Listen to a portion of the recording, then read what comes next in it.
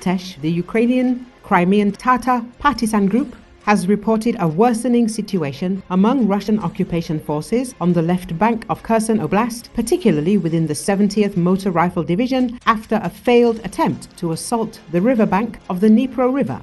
The Atesh movement was created in 2022 after the beginning of Russia's all-out war against Ukraine. It claims to have developed a network of saboteurs inside the Russian military and created an online course instructing Russian soldiers how to wreck their own equipment. In February 2023, it claimed 4,000 Russian soldiers were learning in its online course. The recent assault attempt ended with a disaster. Entire platoons did not return, severely undermining the morale of the soldiers. Despite this, the military command continues to send troops to certain death, hoping to find a more favorable spot for another landing operation, stated Atesh. The partisans highlighted additional challenges, including incompetent commanders and widespread misconduct, which have forced Russian soldiers to seek any means of survival.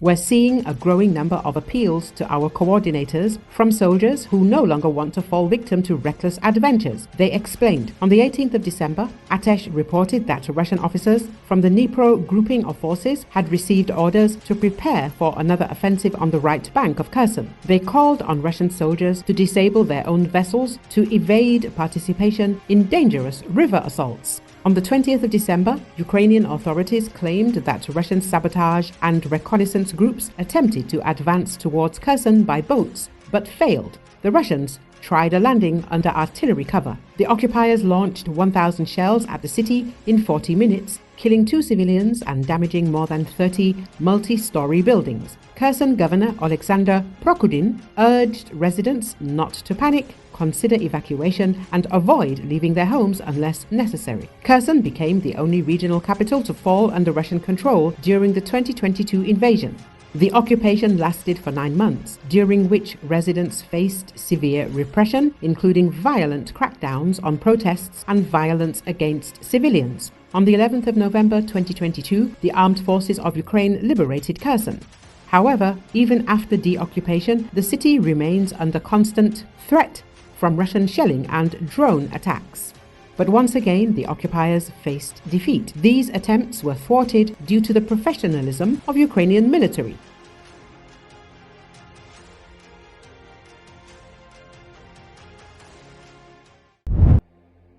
The U.S. has sent 1,100 troops to Syria for shorter durations due to the threats, Pentagon Press Secretary Major General Patrick Ryder said on Monday. Ryder acknowledged that overall, the numbers of U.S. troops in Syria have increased over time as the threat has increased to baseline forces.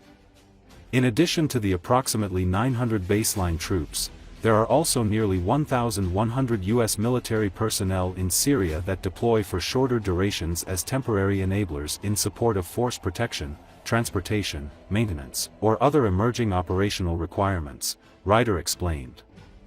The official added that the number of additional U.S. forces have changed in the recent years based on mission needs but in general have increased over time as the threat has increased to baseline forces. Meanwhile, video footage shared on X social media platform purportedly showed U.S. armored vehicles entering the Syrian city of Ain al-Arab, which is under the control of Kurdish militias. Pentagon had not revealed the number of troops deployed in Syria in order not to anger neighboring allies, particularly Iraq, CNN reported, citing sources familiar with the matter.